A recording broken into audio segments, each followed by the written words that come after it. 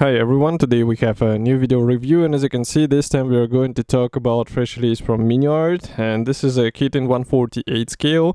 So we have here aircraft kit from their airplane series.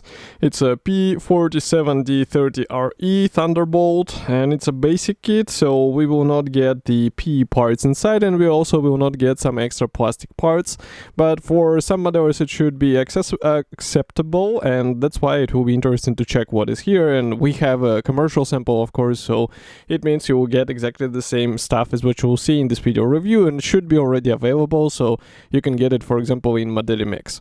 So first of all, we have quite nice box art here, and I was saying it before that it would be cool to get this as a poster, but unfortunately they do not include such thing into their kits. Kit number is 48023, and here you can see comparison with my hand. Also on the side here you can see some safety advices and address of the manufacturer, and on the opposite side, as usual, we will find two marking options which are included here, but we will talk more about them when we will be checking the assembly manual. And this is a top opening box, so just give me a second to open it. And here is what we have inside. All parts are sealed into one plastic bag, and the same can be said about this assembly manual and decals. But we will start with the plastic parts, and then gradually we will move on to other components. In the meantime, I can also remind you that we reviewed the previous versions as well. So in case you are interested in what was different in the previous releases, you can find it easily on our YouTube channel. And I also did the comparison with the previous, let's say, champion of P-47 in 1/48 scale. It was a Tamiya kit, at least in my opinion, and you can check what is different in the new Miniart release and old Tamiya kit. So I'm still opening the plastic bag, and of course we have the clear sprue which is sealed again, so I'm going to cut through it as well, so that we will check the clear frame first, and then we will continue with the gray plastic parts. So clear parts, here they are. As you remember, there are no masks included in the Miniart kit, so in case you would like to cover these parts with the stickers and get the nice paintwork, you will have to get them as an aftermarket. And I suppose there are some masks already available, so you can get them together with this kit. Any good model shop should have them, and I think that's a must-have with such nice canopy. And as you can see, the quality of the clear parts actually improved, so this is also a bonus point for this kit. Next, we continue with the first fuselage half. This one is the right one, and maybe I'll zoom out a bit. So here we have the typical set of the features: recessed panel lines and riveting, and we also have some details also here in the wing roots area. If I flip it over, here inside you will find only the guiding pins for easier alignment. So I will move this part aside, and here we have another fuselage half.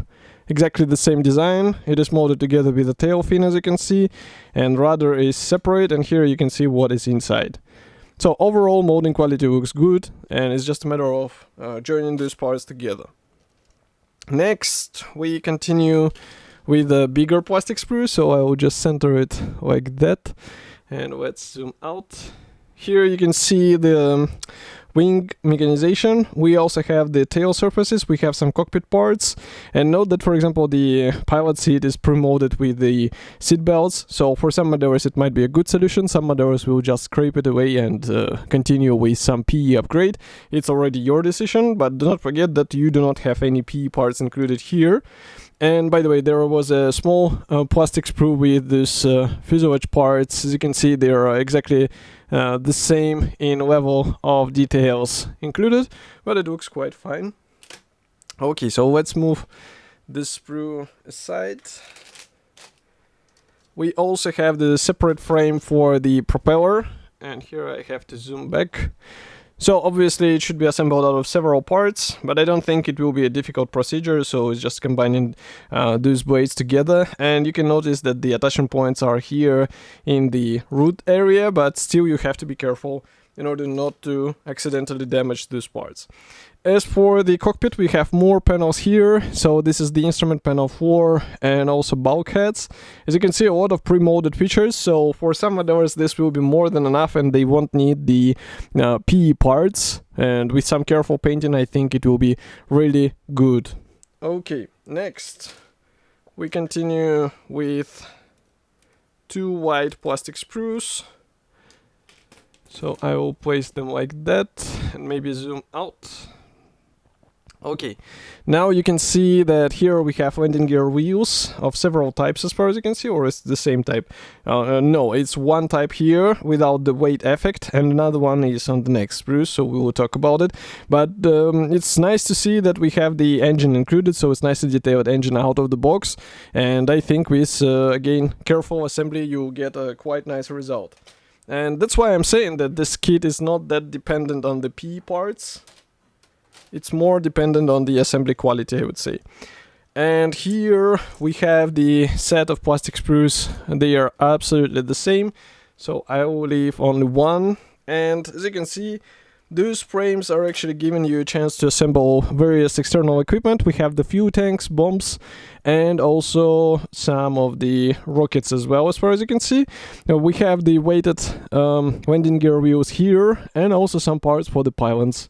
Again, you will not use all of these parts, obviously, so some of this equipment will stay for your future builds, and this is a really cool bonus to have out of the box. Next, we continue with the last gray plastic sprue. This one is dedicated to the wing parts, and as you remember, wing mechanization was molded separately. So here you just have to carefully assemble this and also install the wing mechanization. But overall, I like the external features on those parts, so I think it's suitable for this scale, and it will look nice after some pre-shading and weathering done in order to accentuate these features. What I'm doing right now is opening the assembly manual, so just give me a second. And assembly manual was packed together with the decals. There are 2 decal sheets and we have them printed in cartograph, so I will move the plastic sprue aside. So we start with the smallest one. Here we have the various stencils, as you can see, and they are printed in a nice quality, and for a 1/48 scale I think it's a must-have, because those writings will be noticeable on the finished aircraft, so definitely apply them all, and the final look of the model will only benefit from such addition. Next we continue with the bigger decal sheet. Here we have all necessary symbols for several marking options. We also have some decals for the instrument panel here and for the cockpit. And here you can see also some decals for the rudder. Of course, some of these elements you can replicate with the masks, but that's already a question to you whether you would like to go this way, because I know some professional modelers just try to replicate as many of the marking elements with the airbrush and masks. Okay, so here we have the assembly manual. This one is typical for this brand. It's a large color printed brochure, and I can see that it's actually 3 types of the wheels included. Next, here we have the parts map. Do not forget that Miniart does not show you which parts are unused, so be sure to check which one should be installed here and there. The assembly process starts with the cockpit, and as you remember, we have pre-molded seat belts, so probably it's worth thinking how to paint these parts so that you will have all of the necessary elements pre-painted, because later it will be hard to reach some of those. Next, we continue with the wing assembly, landing gear wheels assembly, and here we can also choose between the fuel tanks and bombs.